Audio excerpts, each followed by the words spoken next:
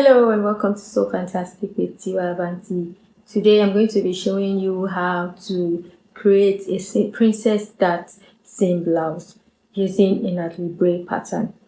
This method is very easy and straightforward, so just get your basic blocks ready and I'll see you over there. Here is my basic bodice pattern, which I traced all the way to the hip because this is a blouse and this is the front and the back.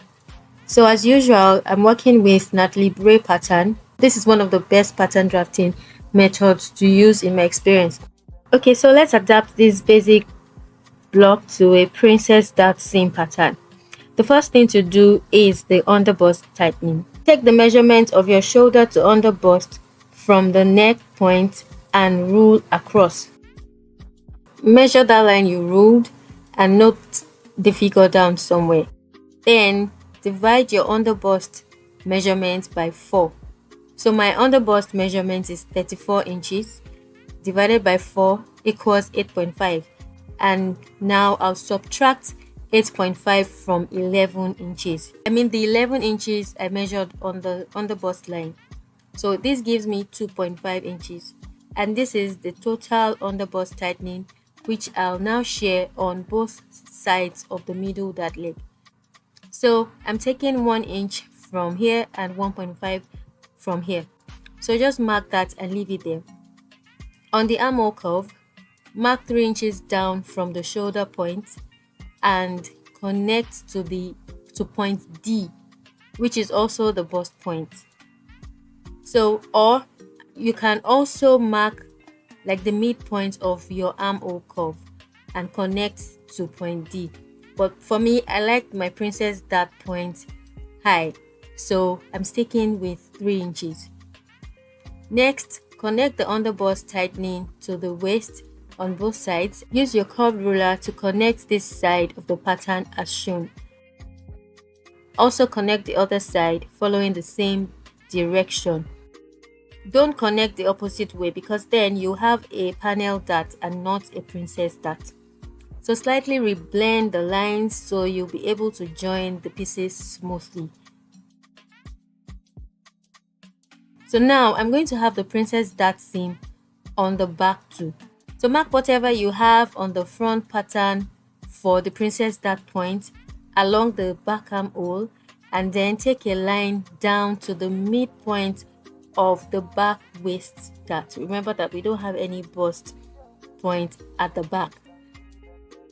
Okay, so now take the measurement of the original back dart, mark it on the new line, and then connect from that point to the waist dart. So it looks like you're moving your back dart to a new position. And this creates a lovely princess dart seam line on the back of the blouse when you cut and you sew it up. So that's how easy it is to create the princess dart using a Natalie Bray pattern. Like I said earlier, this pattern gives you the best fit. Once you understand how to work with it, your garment will always fit perfectly. So remember that we're making a blouse, right? So measure your desired blouse length. For me, I'm marking 24 inches for this one and rule across.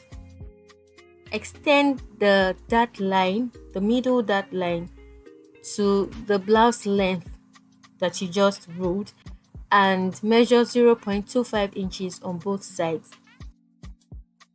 Then blend back to the waist dart. Also, mark 1.5 inches up from the side of the pattern paper and blend back to any point on the hem, along the hem of the pattern. For me, I want to lower the neckline of the pattern a little. This one here, like this one you're seeing on this pattern right now, will go above the collarbone, which will be too high. Natalie Bray basic blocks are always up like above the collarbone. So I just measured 4 inches for both the neck width and the depth of the neckline and used my curved ruler to connect it. So I believe this will be perfect for the blouse neckline. So on the back, Just repeat the same thing you did on the front. Okay, measure the blouse length, roll across, extend the mid dart leg, measure 1.5 inch up at the side, just like you did on the front. So measure that on the back, so that when you're sewing the pieces together, everything matches up perfectly. So go ahead to cut out your pattern, slash the middle dart leg of the front all the way to point D or the bust point, and close the shoulder dart. So doing this actually makes it easy to cut out your darts, and everything. So cut the back pattern as well. Don't forget to reshape the back neckline if you lower the front neckline of your pattern. So just go ahead to use the pattern pieces to cut on fabric like I have done, and let's start sewing. I usually pin the lower part first and top, and just work my way until everything is well aligned. So just keep pinning, make sure to match the bust points, and then I'll go ahead to sew and do the same thing on the other side. So I have sewn the side piece and finished the neckline now.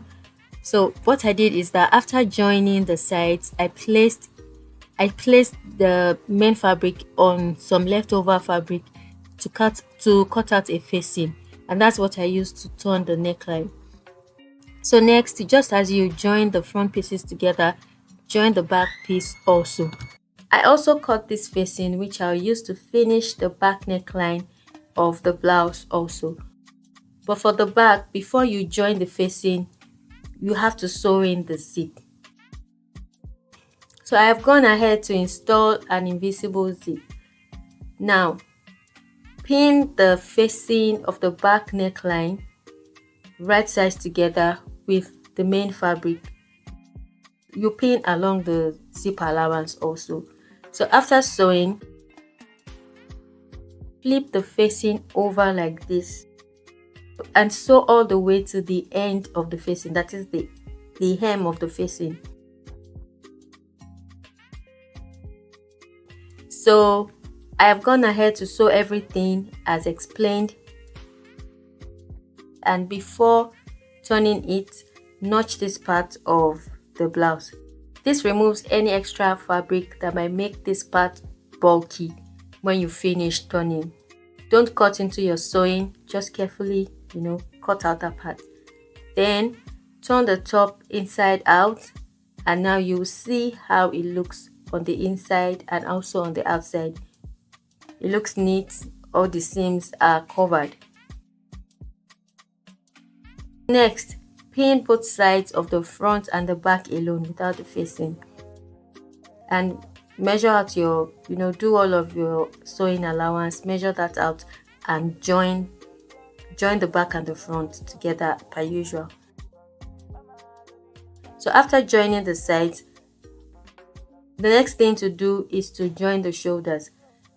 Take the shoulder of the main fabric and the facing together and make sure that this joining is aligned. Pin them together and sew. Then also go ahead to sew the sides of the facing. So now I'm going to go ahead to cut the sleeve, but since it's not a full sleeve blouse, I'm just going to make the sleeve about 18 inches long and 4.5 inches wide. So I just measure that out and I cut it. Then I ironed stay onto the sleeve just to give it more structure. Then I went ahead to sew the sides of the sleeve, leaving this part which will be attached to the top.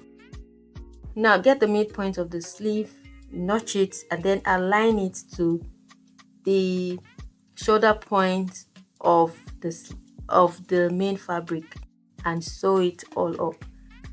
After sewing the sleeve to the top, this is what I have. The curve you can see right now at the bust is the reason under bust tightening is important. When you do your under bust tightening, you will have this very beautiful curve around the bust, so that the bust just sits into the bust point of the blouse or whatever you are making perfectly, and it looks very structured and nice, when it's worn.